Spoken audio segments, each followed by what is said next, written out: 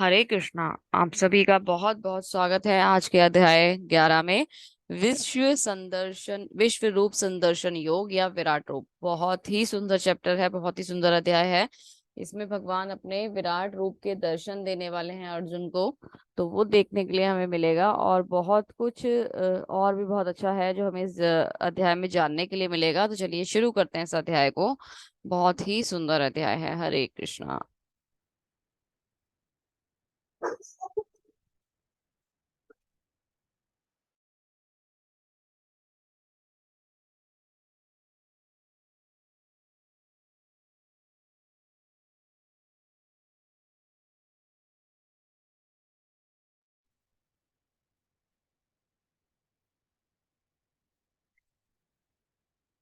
हरे कृष्णा। अर्जुन उवाच मदन अनुग्रहाय परमं गृहम्। एक सेकंड। मदन अनुग्राहे परम गुहम अध्यात्म संगीतम यत् वियोक्तेन वचस्तेन मोहो अयम विगतो मम। अर्जुन ने कहा, आपने जिन अत्यंत गुह्य आध्यात्मिक विषयों का मुझे उपदेश दिया है उसे सुनकर अब मेरा मोह दूर हो गया है। तो अर्जुन क्या कह रहे हैं भगवान से? भगवान आपका बहुत बहुत धन्यवाद, मेरा मोह दूर हो गया है। तो प्रश्न ये आता है कि ये अध्याय है 11। और अर्जुन का मोह दूर हो गया है। जब अर्जुन का मोह ही दूर हो गया है तो फिर आगे भगवान भगवत गीता क्यों बता रहे हैं? हैंड रेस करके बहुत जल्दी से आंसर देंगे। जब अर्जुन का मोह दूर हो गया तो भगवान ने भगवत गीता क्यों बताई? आगे क्या था जो भगवान भगवत गीता बता रहे हैं? हरे कृष्णा। जल्दी से हैंड रेस कीजिए, जो भी जिसे पता है जल्दी से बताइए। हरे कृष्णा। जो भी आपके माइंड में आ रहा है, जो भी चल रहा है, आप वो बता सकते हैं कि जब अर्जुन का मोह दूर हो गया तो भगवत गीता आगे क्यों चली। अब आप सरप्राइज से हो गए होंगे, माता जी ने तो स्टार्टिंग में क्वेश्चन पूछ लिया है ना। पता है किसी को? हरे कृष्णा माता जी। जी प्रभु जी, हरे कृष्णा। माता जी, ये जो गीता का जो सार हम लोग को बताया जा रहा है, वो अर्जुन के माध्यम से जो बताया जा रहा है, जी। उसमें सिर्फ इसलिए नहीं बताया जा रहा है कि अर्जुन युद्ध करे। तो जी। अर्जुन को इसलिए बताया जा रहा था ताकि उनको मतलब शुरू से लेके अंत तक वो समझ जाए कि ईश्वर क्या है, और उनके पास हम लोग वैकुंठ जाने का जो साधन है वो कैसे मिल पाएगा। जी। जी। जी। तो मतलब अर्जुन का तो डाउट प्रभु जी क्लियर हो गया ना यहीं पर। तो फिर मेरा क्वेश्चन ये था कि आगे के चैप्टर्स चले ही क्यों? अब तो अर्जुन हाँ माता मोहग्रस्त जी। है नहीं। हाँ माता जी, वो जो बताया जा रहा है वो सिर्फ लड़ाई करने या फिर लड़ाई के लिए ही स्पेशल नहीं बताया जा रहा है, उनका मतलब मोह आपके जो हिसाब खत्म से हो। इंफॉर्मेशन अभी अधूरी है, उस इंफॉर्मेशन को पूरा करने के लिए बताया जा हाँ। रहा है। जी। चलिए, रोशन प्रभु जी भी कुछ बताना चाहते हैं। हरे कृष्णा रोशन प्रभु जी। हरे कृष्ण माता जी। जी प्रभु जी। माता जी, जैसे कि स्टार्टिंग में बताया था, अर्जुन तो कृष्ण भगवान के परम भक्त है। जी। तो उनके तो डाउट सारे क्लियर हो गए, लेकिन अर्जुन ये हम्म। सब कुछ नॉर्मल मनुष्य या फिर जो भी भूलोक में या फिर कहीं पे भी रहते हो कोई भी जीव, हम्म। उनके डाउट्स क्लियर हो जाए उसके लिए ये पूछ रहे जी। क्वेश्चंस, हम्म। ताकि वो फ्यूचर में इनको सुप्रीम कोर्ट मान सके। बहुत सुंदर प्रभु जी, आंसर दे दिया प्रभु जी ने कि अर्जुन का तो मोह दूर हो गया था। पर मोह किसका दूर नहीं हुआ है? मोह दूर नहीं हुआ है हम लोगों का, है ना। हमारा मोह बाकी है। तो अर्जुन अपने लिए आंसर नहीं ले रहे हैं। अर्जुन किनके लिए आंसर्स ले रहे हैं? अर्जुन हमारे लिए पूछ रहे हैं, है ना। अभी हम लोग हैं जिनको अभी पूरी तरीके से सारी इन्फॉर्मेशन नहीं मिली। दोनों ही आंसर सही है, लेकिन ज्यादा सटीक ये है कि हम मोहग्रस्त है ना। जो जीव है, जो पृथ्वी जगत पे जो व्यक्ति है, वो मोहग्रस्त है। उनके बंधन नहीं खत्म हुए, उनका मोह दूर नहीं हुआ है। तो अर्जुन अभी और कुछ चाहता है ताकि कंप्लीट इंफॉर्मेशन हमारे पास आ जाए, और ये कंटिन्यू मतलब हम लोग जो है हम भी बद्ध जीव से मुक्त जीव में बदल जाएं। इसलिए अर्जुन ने भगवान से आगे और भी भगवान ने उसे कंटिन्यू करा है। चलिए तो आगे देखते हैं क्या हुआ। तात्पर्य। इस अध्याय में कृष्ण को समस्त कारणों के कारण के रूप में दिखाया गया है, यहाँ तक कि वे उन महाविष्णु के भी कारण स्वरूप हैं जिनसे भौतिक ब्रह्मांड का उद्भव होता है। कृष्ण अवतार नहीं है, वे समस्त अवतारों के उद्गम है। उसकी पूर्ण व्याख्या पिछले अध्याय में की गई है। तो पिछले अध्याय में हमने भगवान के सारे ऐश्वर्य देखे थे ना। अभी यहाँ क्या बताया जा रहा है कि भगवान ही सबके उद्गम है। हमने पिछली बार भी जाना था, लेकिन भगवान ही सबका मूल स्वरूप है, उनसे ही सब आते हैं। भगवान कोई किसी का अवतार नहीं है, भगवान से ही सारे अवतार आते हैं। ये इस अध्याय की विशेषता होगी, इस अध्याय में हमें समझ में आएगा। ठीक है, जहां तक अर्जुन की बात है, उसका कहना है कि उसका मोह दूर हो गया है। अर्थात यह हुआ कि कृष्ण को अपना मित्र स्वरूप सामान्य मनुष्य नहीं मानता, अपितु वह प्रत्येक वस्तु का कारण मानता है। तो अर्जुन का मोह दूर हो गया है। कैसे दूर हुआ अर्जुन का मोह? कि वो ये नहीं मान पा रहा, कि अर्जुन ये नहीं मानता कि भगवान सिर्फ मेरे मित्र है ना, कृष्ण केवल अर्जुन के मित्र हैं। वो जो उसकी अज्ञानता थी वो खत्म हो गई है। अब वो अर्जुन को ये समझ में आ गया है कि भगवान कृष्ण हर चीज के कारण है ना। सर्व कारण कारणम, सब चीजों के कारण कौन है? वो स्वयं भगवान है। तो अर्जुन को धीरे धीरे समझ में आ रहा है, किंतु अब यह सोचता है कि भले ही वे कृष्ण को हर वस्तु का कारण मान ले, किंतु दूसरे लोग नहीं मानेंगे। अतः इस अध्याय में सबों के लिए कृष्ण की अलौकिकता को स्थापित करने के लिए कृष्ण से प्रार्थना करता है कि वे अपना विराट रूप दिखाएं। तो जो अर्जुन है वो तो समझ जाएगा कि भगवान जो है वो, कृष्ण जो है वो भगवान है। और अर्जुन के जैसे मतलब एक तरीके से भाव वाले व्यक्ति जो और भी हैं वो भी समझ जाएंगे, जो भक्त होंगे भगवान के, भगवान के लिए मन में प्रेम रखते होंगे, वो भी मान जाएंगे कि कृष्ण भगवान है। लेकिन जो भगवान के लिए ये वाले भाव नहीं रखते और या फिर अपने आप को भगवान कहते हैं, उनको ये कैसे समझ में आएगा कि कृष्ण भगवान है? तो भगवान की उस भगवत्ता को स्थापित करने के लिए अर्जुन भगवान से विराट रूप दिखाने के लिए प्रार्थना करता है। तो बहुत सुंदर अध्याय है, चलिए आगे समझते हैं। अब अर्जुन की प्रार्थनाएं शुरू हो गई। अर्जुन भगवान श्री कृष्ण की प्रार्थनाएं कर रहे हैं। क्या कहते हैं? हे कमल नेत्रों वाले, मैंने हर जीवित इकाई की उपस्थिति और गायब होने के बारे में विस्तार से आपसे सुना है, जैसा कि आप अटूट महिमाओं के माध्यम से महसूस किया है, आपकी अटूट महिमाओं के माध्यम से महसूस किया है। तो मतलब वो ये कह रहे हैं कि मैंने सब कुछ आपसे विस्तार से सुन लिया है, कैसे जीव चीजें निर्जीव चीजें आती है, कैसे जीवित चीजें आती हैं, वो सब कैसे आती है, मैंने उन्हें महसूस भी करा है। केवल सुना ही नहीं है, मैंने उन्हें महसूस भी करा है। आपने जो सब कुछ मुझे बताया, कि पूरी सृष्टि की रचना आपने मुझे बताई, सब कुछ बताया, मैंने उसको महसूस भी करा है। जैसे कि आप पदार्थ देते हो, आप ही जड़ शक्ति देते हो, आप ही चेतन शक्ति लेके आते हो, आप ही पदार्थ बनाते हो, आप ही जीव बनाते हो, हम लोगों को बनाते हो, है ना। तो ये सब कुछ मैंने सुन भी लिया और उसे महसूस भी करा है, क्योंकि वो स्वयं भी एक शरीर है और एक उसके उनके अंदर आत्मा है, वो चेतना है ना। तो वो कह रहे हैं मैं महसूस भी इसे कर पा रहा हूँ। हे पुरुषोत्तम, हे परमेश्वर, यद्यपि आपको मैं अपने समक्ष आपके द्वारा वर्णित आपके वास्तविक रूप में देख रहा हूँ, किंतु मैं यह देखने का इच्छुक हूँ कि आप इस दृश्य जगत में किस प्रकार प्रविष्ट हुए, उसका दर्शन करना चाहता हूँ, उसी रूप का दर्शन करना चाहता हूँ। भगवान, मैं आपको आपके समक्ष अपने समक्ष देख रहा हूँ।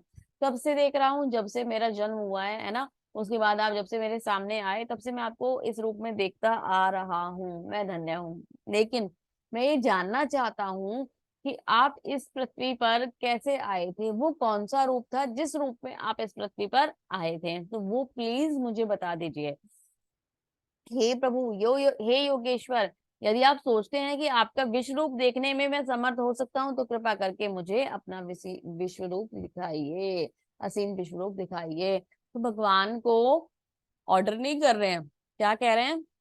हे परमेश्वर, हे योगेश्वर, अगर मैं सामर्थ हूँ, है ना, अगर मैं समर्थ हूँ, अगर मैं, मेरे अंदर ये पावर कैपेबिलिटी है कि मैं वो आपका विश्व रूप देख सकता हूँ, तो प्लीज मुझे विश्व रूप दिखाइए। ये नहीं है कि ऑर्डर दे दिया भगवान को, चलिए आप अपना विश्व रूप दिखाइए। ऐसे भगवान किसी को विश्व रूप दिखाएंगे क्या? नहीं दिखाएंगे।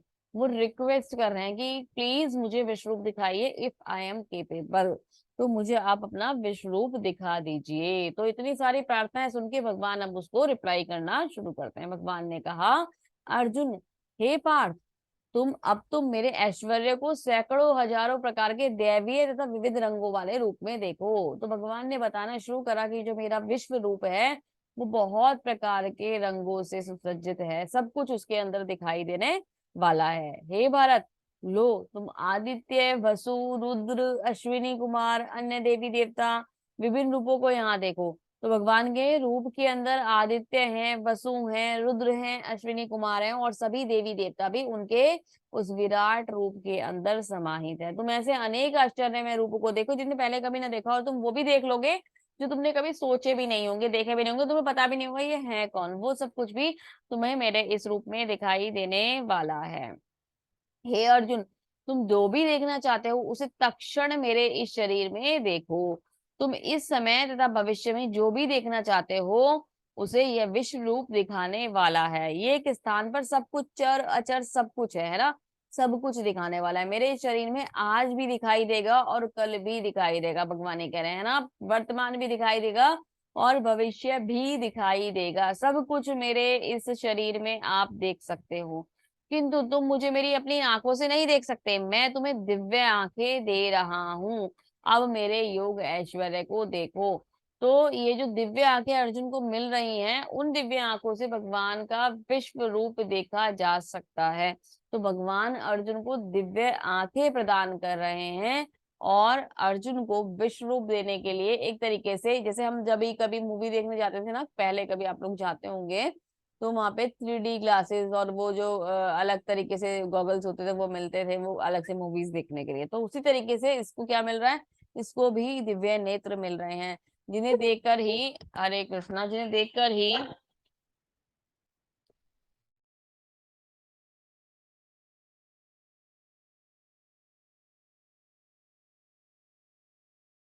हरे कृष्णा, इसके साथ ही तुम मेरे रूप को देख पाओगे, इसके बिना तुम नहीं देख पाओगे।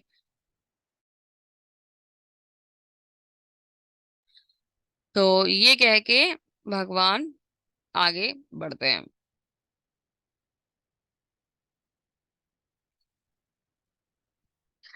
अब संजय की भी वार्तालाप शुरू हो गई है, फिर से संजय कुछ बोलने वाले हैं। संजय उवाच एव मुक्त्वा ततो राजन् महायोगेश्वरो हरि दर्शयामास पार्थाये परम रूपम ऐश्वर्यम। संजय ने कहा, हे राजा, इस प्रकार कहकर महायोगेश्वर अर्जुन ने, महायोगेश्वर भगवान ने अर्जुन को अपना विश्व रूप दिखाया। तो संजय की ने बता रहे हैं धृतराष्ट्र, क्योंकि वो भी तो वहां प्रेजेंट थे, वो भी तो सब चीजें देख रहे थे, तो उन्होंने विश्व रूप देखा है ना। अर्जुन ने इस विश्व रूप को असंख्य मुख, असंख्य नेत्र, असंख्य आश्चर्य में दृश्य देखे। यह रूप अनेक देवी देवता और आभूषणों से अलंकृत था, उनके दैवी हथियार उठाए हुआ था, यह दैवी मालाएं तथा वस्त्र धारण करे हुए था, उस पर दिव्य सुगंधियां लगी थी और सब कुछ आश्चर्य में तेजमय और असीम और सर्वत्र व्याप्त था। तो भगवान का जो ये रूप था ये बहुत ही विशाल था। इसमें सारे देवी देवता समाहित दिख रहे थे, जो आभूषण पहने हुए थे, हथियार लिए हुए थे, मालाएं और सुंदर सुंदर वस्त्र धारण करे हुए थे, और बहुत ही सुंदर सुगंध भगवान के पास से आ रही थी। तो ये बहुत ही सुंदर एक रूप था। यदि आकाश में हजारों सूर्य एक साथ उदय हो और उनका प्रकाश हो तो शायद परम पुरुष के इस विश्व रूप के तेज की समता करे। तो जो विश्व रूप का जो तेज था वो इस तरीके का था कि मतलब उसमें हजारों सूर्य अगर एक साथ निकल जाएंगे ना तो उतना तेज निकलता था। तो वो जो ये जो तेज होता है यही भगवान का निराकार रूप भी बनाता है। जब हम निराकार की चर्चा करते हैं तो यही भगवान का एक निराकार रूप, भगवान के शरीर का तेज ही होता है जो ब्रह्म ज्योति कहलाता है, निराकार रूप बनाता है। तो वो इतना तेज था कि वहां हजारों सूर्य चमक रहे होंगे, इतना तेज दिखाई दे रहा था। उस समय अर्जुन ने भगवान को विश्व रूप में एक ही स्थान पर स्थित हजारों भागों में विभक्त ब्रह्मांड का के अनंत अंशों को देख सका। मतलब वो भगवान के जो बहुत सारे अलग अलग अंश थे जो हजारों ब्रह्मांड में व्याप्त थे, सबको वो वहीं बैठकर देख सका, एक साथ देख सका।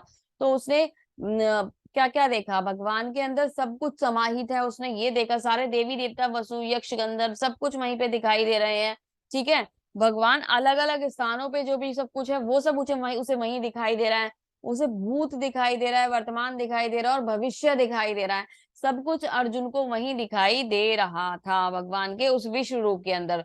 तब मोहग्रस्त अर्जुन आश्चर्यचकित रोमांचित होते हुए अर्जुन ने प्रणाम करने के लिए मस्तक को झुकाया और वह हाथ जोड़कर भगवान से प्रार्थना करने लगा।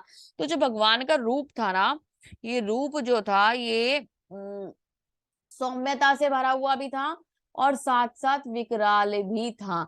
तो जब भगवान सब पहले तो भगवान ने सब कुछ दिखाया, वहां सुंदर मालाएं हैं, सुंदर मुकुट है और सुंदर मतलब क्या कहते हैं सब अस्त्र शस्त्र लिए हुए हैं। फिर ये जो रूप था ये विकराल होता चला गया और विकराल होता चला गया, और जो कुछ भयानक था वो सब कुछ भी इसमें समाहित हो गया, जो अर्जुन से देखा नहीं जा रहा था। तो अर्जुन मतलब क्या कहते हैं, भगवान ने सब कुछ अर्जुन को दिखा दिया जो अर्जुन देखना चाहता था। टोटल भगवान की जो फॉर्म थी सब कुछ, क्योंकि भगवान के अंदर ही समाहित है, तो भगवान ने अर्जुन को दिखा दिया। तो भगवान अब अर्जुन अब ना भगवान को हाथ जोड़कर प्रार्थना करने लगा। क्या कहने लगा? अर्जुन ने कहा, हे भगवान कृष्ण, मैं आपको आपके शरीर में सारे देवताओं तथा अन्य विविध जीवों को एकत्र देख रहा हूँ। हे कमल नेत्र वाले, हे कमल नेत्र पर आसीन ब्रह्मा, मैं कमल नेत्र पर आसीन ब्रह्मा, शिव जी तथा समस्त ऋषियों के दिव्य सर्पों को भी देख रहा हूँ। तो वो वर्णन कर रहा है कि क्या क्या वहां उसे दिखाई दे रहा है। हे विश्वेश्वर, हे विश्वरूप, मैं आपके शरीर में अनेक अनेक हाथ, पेट, मुंह, आंखें देख रहा हूँ जो सर्वत्र फैले हैं, जिनका अंत नहीं है। आप में ना अंत दिखता है, ना मध्य दिखता है, ना आदि दिखता है। जो विश्व रूप है वो इस तरीके से चारों ओर फैला हुआ था कि अर्जुन को तो विश्व रूप के सिवा कुछ दिख ही नहीं रहा था। उसको तो पता ही नहीं चल रहा था कहाँ पृथ्वी है, कहाँ आकाश है, कहाँ युद्ध के सारे लोग चले गए। उसे कुछ पता नहीं चल रहा था। केवल चारों तरफ भगवान ही भगवान दिख रहे थे। पृथ्वी से आकाश तक सिर्फ भगवान का ही वो रूप फैला हुआ था, इसलिए से विश्व रूप भी कहा जाता है। आपके रूप के उस चकाचौंध के कारण देख पाना कठिन है, क्योंकि ये प्रज्वलित अग्नि की भांति अथवा सूर्य के अपार प्रकाश की भांति चारों ओर फैला हुआ है। तो भी मैं इस तेजोमयी रूप को सर्वत्र देख रहा हूँ, अनेक मुक्टों, गदाओं तथा चक्रों से विभूषित देख रहा हूँ। तो सब कुछ डिटेल देता जा रहा है। आप परम आद्य ज्ञेय वस्तु हैं, आप इस ब्रह्मांड के आधार हैं, परम आधार हैं। आप अव्यय तथा पुराण पुरुष हैं, आप सनातन धर्म के पालक भगवान हैं, यही मेरा मत है ना। तो ब्रह्मांड के आधार हैं, परम आश्रय हैं, सबको आश्रय देने वाले आप भगवान है ना। आप अव्यय तथा पुराण पुरुष हैं, पुराण पुरुष मतलब सबसे ज्यादा पुराने हैं, जिसे व्यक्त नहीं किया जा सकता। सनातन धर्म यानी सत्य आप हैं, है ना। पालक भगवान है आप इसके, है ना, हम सबके पालक भगवान आप हैं। आप आदि हैं, मध्य है, अंत से रहित है। आप आदि, आपका ना कहीं स्टार्टिंग दिखती है, ना कहीं एंड दिखता है, ना कहीं मध्य दिख रहा है। मुझे तो समझ में ही नहीं आ रहा है कि कहाँ से शुरू हो रहा है और कहाँ खत्म हो रहा है। आपका यश अनंत है, आपकी असंख्य भुजाएं, सूर्य और चंद्रमा सी आपकी आंखें हैं, है ना। आपके मुख से प्रज्वलित अग्नि निकलती है, आपके तेज से पूर्ण ब्रह्मांड को जलते हुए देख रहा हूं। तो सारा संसार जो है वो आपके तेज से जल सकता है, इतना तेज है आपके अंदर, वो मैं देख रहा हूँ। यद्यपि आप एक है, किंतु आपका आकाश तथा सारे लोक एवं उनके बीच के समस्त आकाश में व्याप्त है। महापुरुष, आप इसके इस अद्भुत तथा भयानक रूप को देखकर सारे लोग भयभीत हो रहे हैं। तो यहाँ पर कुछ जो रूप है भगवान का वो सुंदर था, सौम्य था, तो कहीं वो विकराल भी था, तो लोग भयभीत हो रहे हैं, है ना। देवों का सारा समूह आप में शरण ले रहा है, प्रवेश कर रहा है, और कुछ अत्यंत भयभीत होकर हाथ जोड़कर आपसे प्रार्थना कर रहे हैं। महर्षियों के सिद्ध समूह कल्याण कहकर वैदिक स्तोत्र से आपकी स्तुति कर रहे हैं। तो भगवान का जो रूप था वो सुंदर होने के साथ साथ विकराल भी था। तो देवी देवता तो भगवान की शरण जा रहे थे, और जो विकराल रूप था उससे लोग डर डर कर भाग भी रहे थे, क्योंकि डरता कौन है भगवान से? जो भगवान के शरणागत नहीं होता। हे महाबाहु, आपके इन अनेक मुख, नेत्र, बाहु, जांग, पांव, पेट तथा भयानक दांतों वाले विराट रूप को देखकर देवतागण सहित सभी लोग अत्यंत विचलित हैं, और अन्य उन्हीं की तरह मैं भी हूं। तो भगवान अपना विकराल रूप दिखा रहे हैं, है ना। और क्या कह रहे हैं अर्जुन, क्या कह रहे हैं कि जो और लोग हैं वो इस रूप से भयभीत हो रहे हैं, और अब मैं भी हूँ। हे सर्वव्यापी विष्णु, नाना प्रकार नाना ज्योतिर्मय रंगों से युक्त, आपको आकाश का स्पर्श करते हुए, मुख फैलाए हुए, बड़ी बड़ी चमकती आंखें निकाले देखकर भय से मेरा मन विचलित हो रहा है, न तो धैर्य धारण कर पा रहा हूँ, मैं मानसिक संतुलन ही पा रहा हूँ। तो ये इतना भयानक रूप है कि मैं ना डिस्टर्ब हो रहा हूँ, मुझे समझ ही नहीं आ पा रहा है कि अब मैं क्या करूं। तो बहुत ही विकराल रूप है भगवान का। भया मतलब सुंदरता के साथ साथ वो बहुत विकराल भी था। धृतराष्ट्र के सारे पुत्र अपने समस्त सहकराओ सहित तथा भीष्म, द्रोण, कर्ण एवं हमारे प्रमुख योद्धा विकराल मुख में प्रवेश कर रहे हैं। तो उसमें कुछ के सिर तो आपके दांतों के बीच चूर्ण होते हुए देख रहा हूं। तो अभी क्या दिखा दिया अर्जुन को भगवान ने अर्जुन को दिखा दिया स्पष्ट कि ये है युद्ध का परिणाम। सब मारे जाएंगे। कौन कौन मारे जाएंगे? धृतराष्ट्र के सारे पुत्र मारे जाएंगे, सारे उनके इसके जो वो हैं भीष्म, द्रोण, कर्ण, ये सारे योद्धा भी मारे जाएंगे। तो भगवान ने साफ साफ दिखा दिया। कुछ के सिर तो भगवान के दांतों के द्वारा चबाए जा रहे हैं। तो भगवान ने उसे भविष्य भी दिखा दिया कि तुम किस प्रकार की चिंता कर रहे हो। तुम युद्ध करोगे नहीं करोगे तो तुम्हारे ऊपर है, ये तो ऑलरेडी मारे जा चुके हैं, है ना। जिस प्रकार नदियों के अनेक तरंगे समुद्र में प्रवेश करती हैं, उसी प्रकार ये समस्त महान योद्धा भी आपकी प्रज्वलित मुख में प्रवेश कर रहे हैं। तो भविष्य निश्चित है और भगवान ने सबके लिए निश्चित करके रखा है, और वो ही हर चीज का कारण है। उनके उनके ही अनुसार ये सृष्टि चलती है। तो भगवान सब कुछ, भगवान वर्तमान दिखा रहे हैं, भूतकाल दिखा रहे हैं, तो भविष्य भी अर्जुन को बता रहे हैं। अब भगवान ने ये रूप दिखा के क्या बोला? श्री भगवान वाचा कालो अस्मि लोकक्षय कृत प्रवर्धो लोकान्य सम्मामुहूर्त मिहि प्रवर्त रे ऋते अपि त्वा न भविष्यन्ति सर्वे ये अव्यवस्थितान् प्रत्यनीकेषु योद्धा। भगवान ने कहा समस्त जगतों को विनिष्ट करने वाला मैं काल हूँ, और मैं यहाँ समस्त लोगों का विनाश करने के लिए आया हूँ। तुम्हारे यानी पांडवों के सिवा दोनों पक्षों के सारे योद्धा मारे जाएंगे। तो भगवान ने अपना विश्व रूप दिखाते दिखाते अर्जुन को क्या दिखा दिया? अर्जुन को अपना काल रूप दिखा दिया। और काल रूप में सब कुछ जो था वो भगवान भक्षण कर रहे थे, भगवान सब कुछ खा रहे थे। वो काल रूप था, वो इतना विकराल था कि अर्जुन को भी डर लगने लगा था। देवी देवता भी उनके सामने हाथ जोड़कर नतमस्तक हो गए थे और अर्जुन को भी डर लगने लगा था। तो सौम्यता से विकराल में बदल गया भगवान का रूप, है ना। तो भगवान साफ साफ कह रहे हैं कि सब कुछ मैं ही शुरू करता हूँ, तो ये सब कुछ मेरे साथ ही आकर खत्म भी होगा और मेरी मर्जी से होगा। तस्मातुब तस्मातम उत्तिष्ठ यशो लभस्व जित्वा शत्रुन् भक्षव राजं समृद्धम् मय्येवेते निहिताः पूर्वमेव निमित्त मात्रम भाव सव्यसाचीन अतः उठो। सब निमित्त मात्र भावम सव्यसाचीन अतः उठो, लड़ने के लिए तैयार हो जाओ और यश अर्जित करो। अपने शत्रुओं को जीतकर संपन्न राज्य का भोग करो। ये सब मेरे द्वारा मारे जा चुके हैं। और हे सब्यसाची, तुम तो युद्ध में केवल निमित्त मात्र हो सकते हो। निमित्त मात्रम भावा सब्यसाची। तो सब्यसाची किसका नाम है? अर्जुन को सब्यसाची भगवान बोल रहे हैं और क्या कह रहे हैं? सब मर चुके हैं, तुम केवल निमित्त मात्र हो, तो तुम निमित्त बन जाओ और ये श्रेय अर्जित कर लो। तो भगवान अर्जुन को ये श्रेय देना चाहते हैं कि तुम निमित्त बनकर ये श्रेय मुझसे ले लो। तो भगवान अर्जुन को ये श्रेय देना चाहते हैं। भगवान अर्जुन को ये श्रेय क्यों देना चाहते हैं? भगवान अर्जुन को ये श्रेय इसलिए देना चाहते हैं क्योंकि अर्जुन भगवान का शुद्ध भक्त है ना। भगवान का परम मित्र होने के साथ साथ भगवान का शुद्ध भक्त है, उसका हृदय बहुत पवित्र है।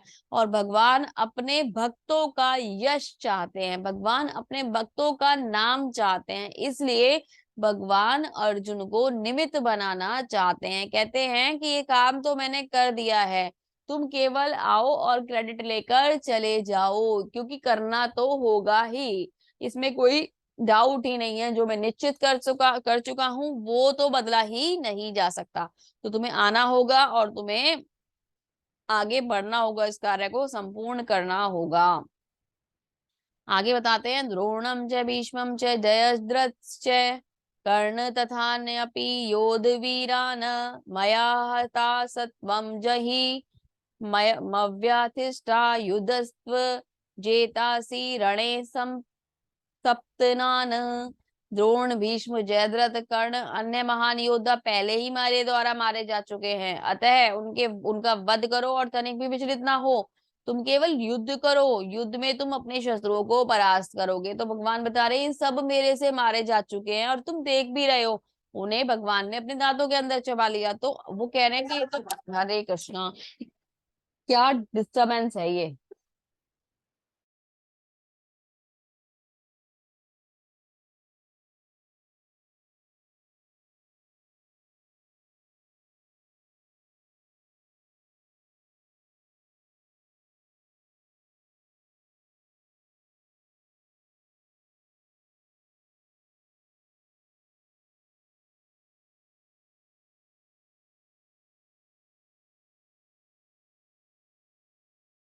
हरे कृष्णा, सॉरी आज मेरा पेट थोड़ी सी परेशान कर रहा है।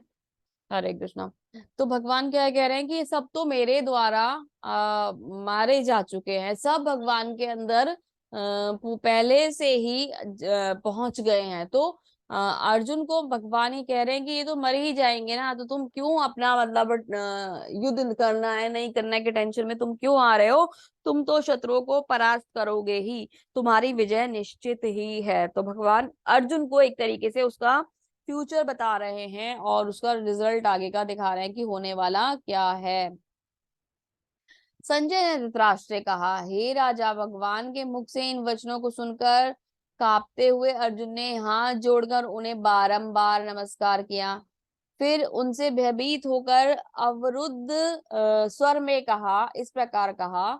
अर्जुन ने कहा, हे ऋषिकेश, आपके नाम के श्रवण से सारा संसार हर्षित होता है। सभी लोग आपसे अनुरक्त होते हैं। यद्यपि सिद्ध पुरुष आपको नमस्कार करते हैं, किंतु असुर गण भयभीत हैं और इधर उधर भाग रहे हैं। ये ठीक ही हुआ है ना। तो जो लोग असुर नहीं हैं, जो लोग भगवान को प्रणाम कर रहे हैं या भगवान के लिए भाव रखते हैं, वो सब तो भगवान के आगे नतमस्तक हैं। जो असुर गण हैं वो भयभीत होकर इधर उधर भाग रहे हैं, क्योंकि उन्हें पता चल चुका है कि अब वो मारे जाएंगे ही, है ना। हे महात्मा, आप ब्रह्म से बढ़कर हैं। यदि आप सृष्टा हैं तो फिर आपको सादर नमस्कार क्यों ना करें। हे अनंत, हे देवेश, हे जगन निवास, आप परम स्रोत हैं, अक्षर कारणों के कारण तथा इस भौतिक जगत के परे हैं। यदि आप आदि देव, सनातन पुरुष तथा दृश्य जगत का परम आश्रय हैं। आप सब कुछ जानने वाले हैं। आप ही सब कुछ हैं जो जानने योग्य है। भौतिक गुणों से परे परम आश्रय हैं, अनंत रूप हैं, संपूर्ण दृश्य जगत से व्याप्त है। इस प्रकार अर्जुन भगवान की स्तुति कर रहे हैं। इन शब्दों का उपयोग कर कर भगवान की स्तुति अर्जुन कर रहे हैं। ये कौन बता रहा है? ये संजय ने धृतराष्ट्र को बताया था। आपको अपना मित्र मानते हुए मैंने हठ पूर्वक हे कृष्ण, हे यादव, हे सखा जैसे संबोधनों से पुकारा है, क्योंकि मैं आपकी महिमा को नहीं जानता था। मैंने मूर्खतावश, ये प्रेमवश जो भी कुछ किया, आप कृपा करके मुझे क्षमा कर दें। यही नहीं, मैंने कई बार आराम करते हुए, एक साथ लेटे हुए, एक साथ खाते हुए, बैठे हुए, अकेले में भी, कभी कभी मित्रों के समक्ष भी आपका अनादर किया है। हे अच्युत, मैंने मेरे इन अपराधों को क्षमा कर दे। तो अर्जुन भगवान से क्षमा मांग रहा है। क्या क्षमा मांग रहा है? कि मैंने असंख्य बार आपको हे कृष्ण, हे माधव कह कह कर पुकारा है। मैं कितना मूर्ख हूँ, परम भगवान को नहीं पहचान पाया और आपका नाम बार बार लेता रहा। मैंने तो आपके संग मजाक भी करा है, छेड़छाड़ भी करी है, मैंने आपका अपने मित्रों के बीच अनादर भी करा है। जैसे कई बार होता है ना, फ्रेंड सर्कल होता है तो हम किसी मित्र का मजाक उड़ाने लग जाते हैं ना। अरे चल, तेरे बस की क्या है, तू ये करेगा, तू ये नहीं कर सकता, इस तरीके से बातचीत होती है ना, फ्रेंड्स में हो जाती है। लैंग्वेज कभी कभी ऐसी हो जाती है।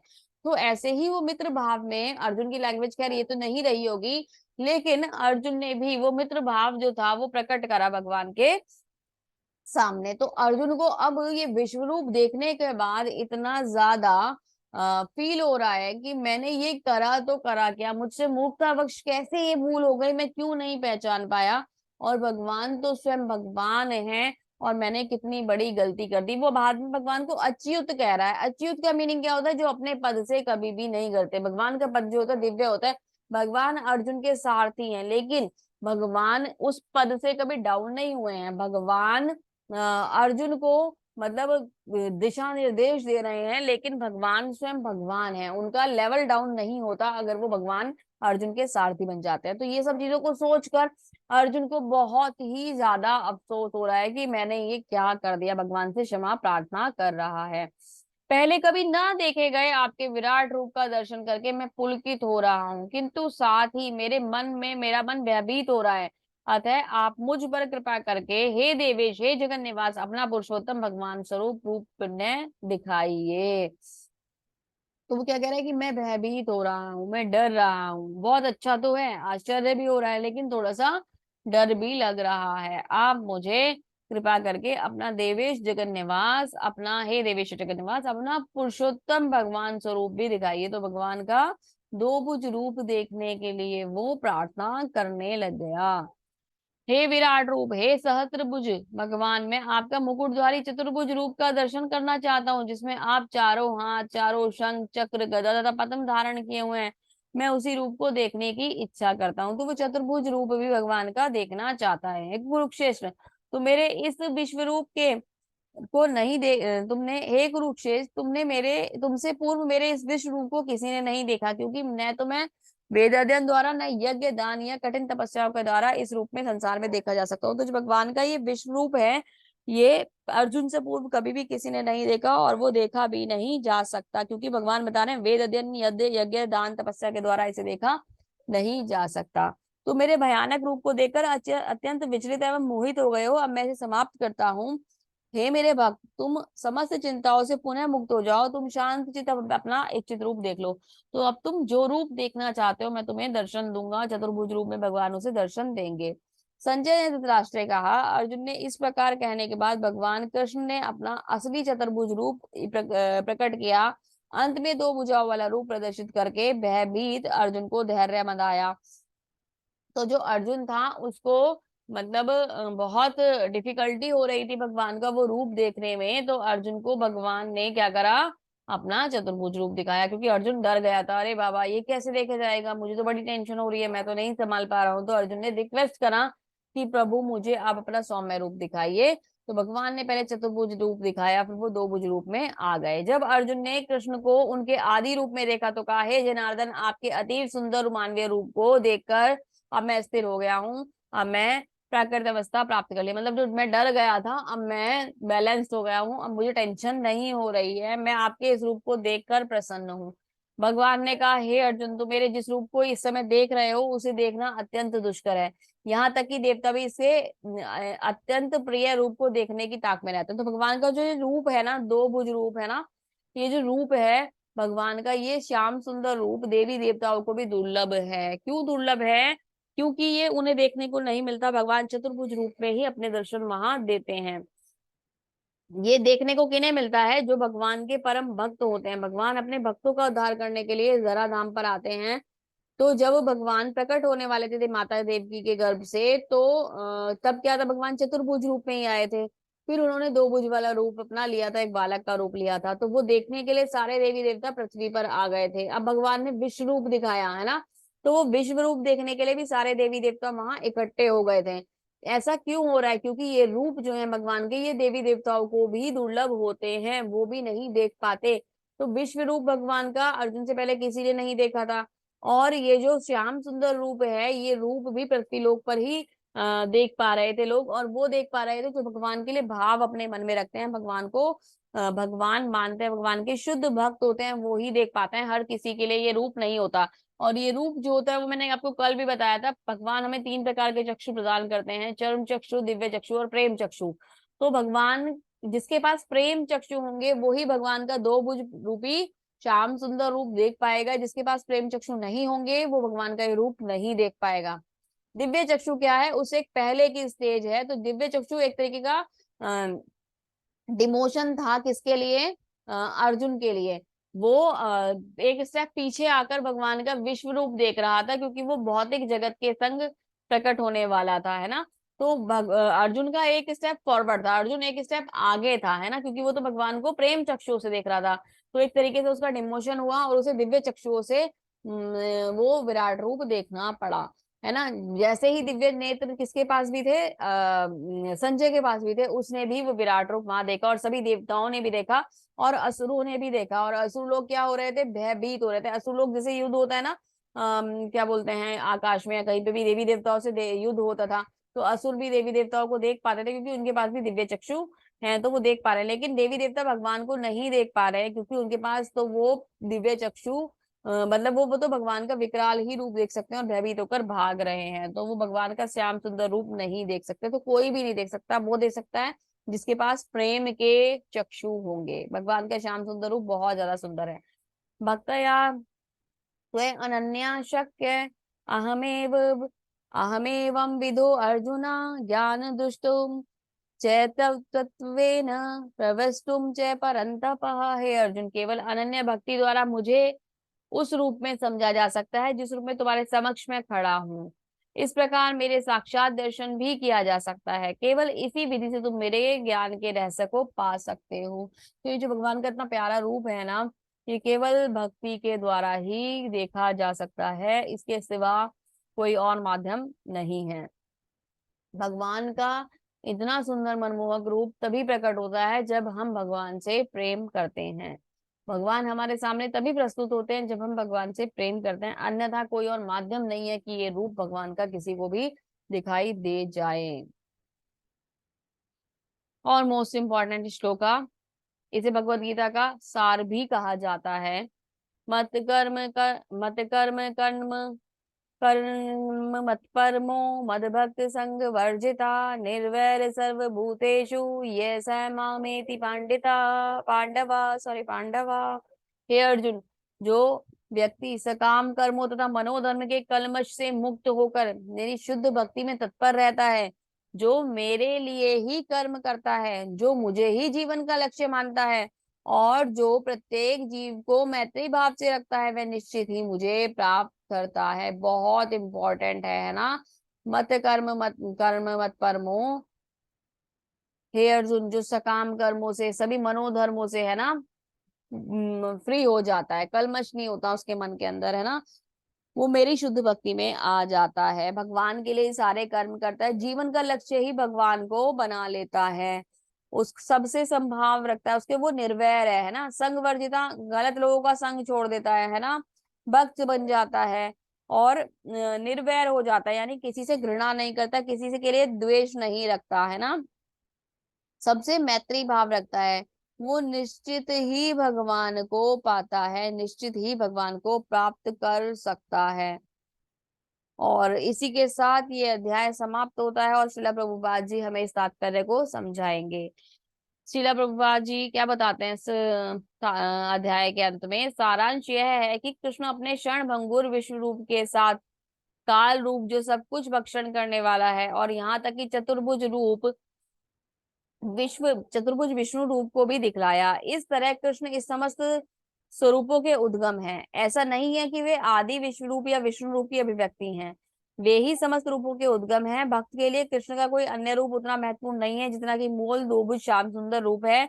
ब्रह्म संहिता में कहा गया है, जो प्रेम व भक्ति भाव से कृष्ण के श्याम सुंदर रूप के प्रति आसक्त हैं, वे सदैव अपने हृदय में देख सकते हैं और कुछ भी नहीं देख सकते। अतः मनुष्य को समझ लेना चाहिए कि 11वें अध्याय का तात्पर्य कृष्ण का रूप ही सर्वोपरि है एवं परम सार है। तो यहाँ क्या बताया जा रहा है? यहाँ ये बताया जा रहा है कि सबसे पहली बात तो ये कि यहाँ भगवान ने अर्जुन को 4 प्रकार के रूपों के दर्शन दिए। कौन कौन से 4 प्रकार के रूप थे भगवान के?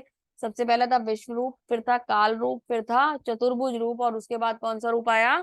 श्याम सुंदर रूप, 2 भुज रूप। तो उन सब में से श्याम सुंदर रूप बहुत इंपॉर्टेंट है, क्योंकि वो भक्ति में ही देखा जा सकता है, भक्ति के सिवा वो रूप कभी भी देखा नहीं जा सकता। तो वो बहुत ज्यादा वैल्यूएबल है, बहुत ज्यादा इंपॉर्टेंट है, केवल भक्ति में ही हम उन्हें देख सकते हैं। भक्ति ही वो माध्यम है जिससे हम भगवान को अपने हृदय में विराजमान कर सकते हैं। बिना भक्ति के हम भगवान के इस रूप को नहीं देख सकते। तो भगवान ही सबके उद्गम है। अभी भगवान, ये जो भगवान ने जो रूप दिखाए, क्यों दिखाए भगवान ने ये रूप? इसलिए दिखाए क्योंकि अर्जुन ने बोला कि आप अपना विराट रूप दिखाइए। क्यों बोला? क्योंकि वो भगवान की भगवत्ता को स्थापित कराना चाहता था। क्योंकि आज के समय में बहुत सारे लोग ऐसा कह सकते हैं, भगवान को पहले ही पता था कि आगे ऐसा होगा कि कुछ लोग ये बोलेंगे कि मैं भगवान हूँ। जैसे ना, भगवान अगर कोई कुछ भी आश्चर्यजनक करके दिखाएंगे और लोग कुछ सिद्धियां प्राप्त कर लेंगे, तो खुद को भगवान बताने लग जाएंगे। तो भगवान का विश्व रूप अर्जुन ने इसलिए मांगा ताकि लोग अपने आप को भगवान सिद्ध ना कर सकें, है ना। क्योंकि भगवान तो जो भगवान होंगे वही दिखा सकता है ना, विश्व रूप तो हर कोई व्यक्ति नहीं दिखा सकता। आप कहीं कहीं जाते होंगे, देखते होंगे कोई गुरुजी महाराज या बाबा जी बन के बैठे होते हैं और कहते हैं कि हम ही भगवान हैं। कोई लोग कहते हैं कि प्रकृति ही भगवान है ना। तो ऐसी चीजें निकल निकल के आती हैं।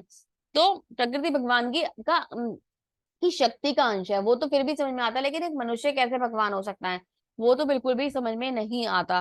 तो जो लोग ये कहते हैं कि हम भगवान हैं, उनके लिए भगवान का एक स्टैंडर्ड कैसे मेंटेन हो, उस स्टैंडर्ड को मेंटेन करने के लिए अर्जुन ने भगवान को रिक्वेस्ट करा कि आप मुझे आपका विश्व रूप दिखाइए। तो वो स्टैंडर्ड कैसे मेंटेन हुआ, भगवान ने विश्व रूप दिखाया। अभी विश्व रूप दिखाने के बाद, विराट रूप दिखाने के बाद मतलब अर्जुन को भगवान ने काल रूप साथ में दिखा दिया। ये बता दिया कि सब कुछ शुरू भी अगर मुझसे हो रहा है तो खत्म भी मैं ही कर रहा हूँ, तो कोई काल रूप नहीं दिखा पाएगा ना भगवान का। फिर भगवान ने चतुर्भुज रूप दिखाया और श्याम सुंदर रूप दिखाया। ये इसलिए दिखाया कि जो सारे भगवान के रूप हैं, जो सारे विस्तार हैं, वो भगवान श्री कृष्ण से शुरू होते हैं।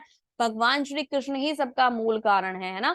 भगवान श्री कृष्ण ही सबका उद्गम है और सबका अंत है। ये दिखाने के लिए भगवान ने मतलब जो था वो अपना ये रूप दिखाया। तो अर्जुन को पूरी तरीके से संतुष्ट कर दिया कि इस सृष्टि में भगवान जो है, सर्वेश्वर जो है, वो स्वयं भगवान है, भगवान श्री कृष्ण है। उनसे ही सारी चीजें आती हैं, सारे रूप आते हैं, सारे देवी देवता उनके अंदर समाहित हैं। इस तरीके से भगवान ने बहुत सुंदर तरीके से इस विश्व रूप का वर्णन करा और अर्जुन को अर्जुन के सामने उसको प्रस्तुत कर दिया और अर्जुन भी बहुत संतुष्ट हो गया। तो भगवान की भगवत्ता को मानने के लिए ये जो चैप्टर है बहुत ज्यादा इम्पोर्टेंट है। बहुत सुंदर तरीके से भगवान के रूप का यहाँ पर वर्णन किया गया है। भगवान की यहाँ पे व्याख्या बहुत सुंदर तरीके से करी गई है। अर्जुन की प्रार्थनाएं बहुत सुंदर है इस अध्याय में और भगवान का वर्णन भी बहुत ही सुंदर है। तो बहुत अच्छी तरीके से श्रील प्रभुपाद जी ने हमारे सामने इसे प्रकट करा है और बहुत अच्छी तरीके से हमें समझाने का इसमें श्रील प्रभुपाद जी ने बहुत सुंदर ही प्रयास करा है। हम सबको डेफिनेटली अभी क्लियर हो गया होगा कि भगवान कौन है ना। तो इसी के साथ इस अध्याय को यहीं समाप्त करते हैं। बहुत बहुत धन्यवाद करते हुए श्रील प्रभुपाद जी का, श्रील प्रभुपाद जी का धन्यवाद और श्रील प्रभुपाद जी की जय। हरे कृष्णा। आप सभी का भी बहुत बहुत धन्यवाद इस अध्याय को बहुत अच्छी तरीके से सुनने के लिए और समझने के लिए। हरे कृष्णा।